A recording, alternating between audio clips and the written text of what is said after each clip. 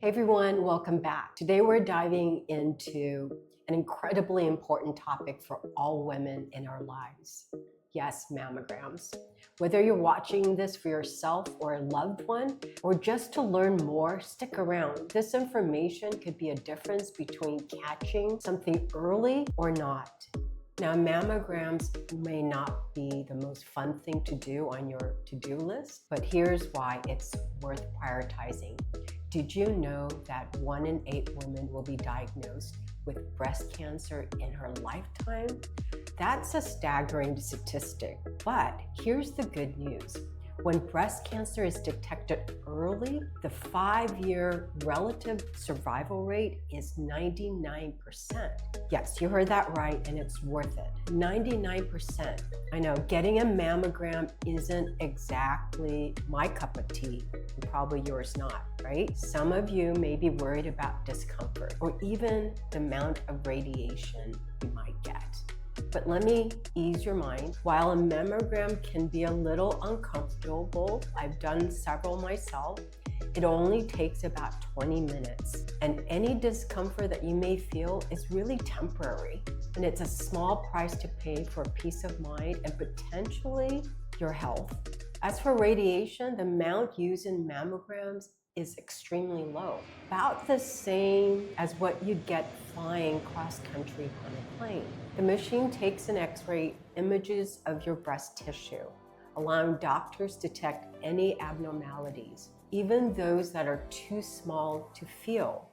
I know how the discomfort feels. I kind of think of it as something that's necessary for preventing breast cancer. And I'll explain my experience in getting a mammogram. Now, what prompted this video, and I know there's a lot of videos out there about mammograms and breast screening awareness, but recently I read a thread on my Facebook, a man asking the resources available for a mammogram because his partner is from a culture that doesn't really talk about breast cancer and whether mammograms are available in that particular country. There was one comment that struck me or alarmed me, and that was how mammograms are more cancer producing than the risk of developing breast cancer without a mammogram screening.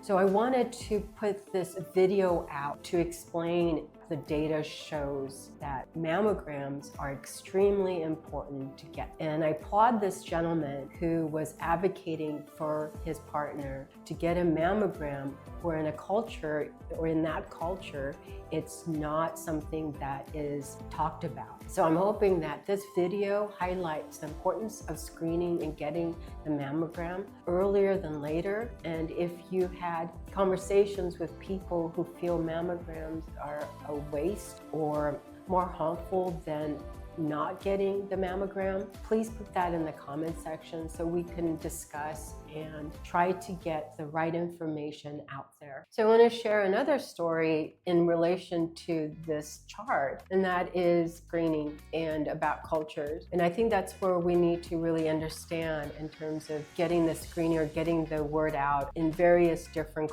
cultures. And one story I want to share is that in LA, we have a lot of Hispanic communities. One of my acquaintances who identifies as a Latina has a sister who has breast cancer. She also had some indications or signs that there was something wrong with her self-examination because her sister has breast cancer, that her risk for developing breast cancer does increase. Eventually, she did have her mammogram screening. What was surprising is that I had to push her to have that screening, where if you don't get the mammogram and you have a diagnosis of breast cancer that is invasive and is in the later stages, the treatments are harsher and your survival rate decreases. So I want to highlight the importance of the cultural aspects of getting any screening done. So just because we put this information out We also need to understand that it may be received differently based on your upbringing, your culture. So these are things to think about if you have a family member who are not used to talking about preventative measures. Maybe you could be one of those people that advocate for your sisters, your mom. In the case of the Facebook post of this gentleman who's advocating for his partner, had several mammograms. So yes, it's uncomfortable, but most of the time the technician who is doing the mammogram is female, and that's to the comfortable level. So when you do a mammogram, you go to a radiology clinic tied into your primary care. You get undressed, you get into that hospital type of gown where they tell you the opening should be in the front rather than in the back. And when you go into the x-ray room, it's quite sterile. One of the disadvantages of getting a mammogram with the various types of breast tissue is that, like myself, who have a fibrous tissue, the mammogram will not pick up or has difficulty picking up cancerous tissue. And that's when a doctor may order a second or third mammogram in my case, as well as doing an ultrasound instead. So I reached the age where mammograms are recommended, which is now when you turn 40. Many people believe, well, I don't have any symptoms. But breast cancer can grow silently without any noticeable sign. And that's where the screening comes in. That's why it's important. It finds what you can't feel. Mammograms are the most effective screening tool we have right now. According to the CDC, mammograms can detect breast cancer up to 3 years before you can even feel it. One of the worst things you can do for your health is thinking you're too young for a mammogram. A lot of women think they could only need to start worrying about mammograms after 50. But current guidelines recommends that getting a mammogram should start at age 40 for women with average risk. And if you have a family history, your doctor may even suggest starting earlier. For example, if you have a family history of breast cancer or genetic factors like the BRCA1 and 2 mutations, your doctor might recommend starting even earlier. If a woman carries a BRCA1 or 2 gene mutation, her chances of developing breast cancer by age 80 can be as high as 7 out of 10. Here's the thing though, the more family members who have had breast cancer, the higher her risk becomes. Here's a list of the risk factors for breast cancer. You might want to get a cup of tea or coffee because it's a very long list.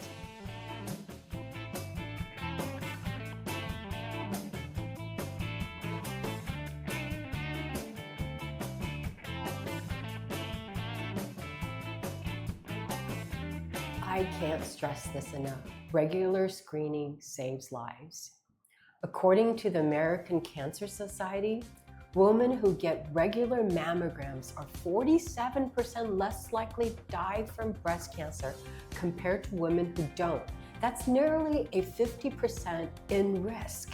In fact, just this year, the U.S. Preventative Services Task Force recommends all women start screening for breast cancer when they turn 40 years. That's a change from the 2016 recommendations, which essentially said, get the mammogram screening when you're around 40s and 50s. Well, they changed it this year in May, and the recommendation is that, well, all women, regardless of their risk factors, should get a mammogram screening starting at age 40 years. So I hope this news is not new to you. So I hope that you do communicate that with your doctors and have some kind of plan to get a mammogram if you are in that age group. And screening, and it's not just about preventing death. Early detection means treatments can be less invasive and recovery time shorter. If cancer is caught in an early stage, you have more treatment options and better quality of life. All right, now it's time for you to take some action. If you are over 40 and haven't had a mammogram yet, call your healthcare provider and schedule one. Or at least call your healthcare provider and talk about the possibility of getting your mammogram. If you're under 40, take this time to educate the women around you, your mothers, your sisters, your aunts, and friends. Encourage them to take this simple but life-saving step. So at the end of the day, a mammogram is a small investment in yourself, but it has a big return. So let's prioritize our well-being and keep the conversation going. If you found this video helpful, don't forget to like, share, and subscribe for more tips on staying healthy and living your best life. Watch for the next video where I talk about and debunk some of the mammogram myths. Thank you for watching.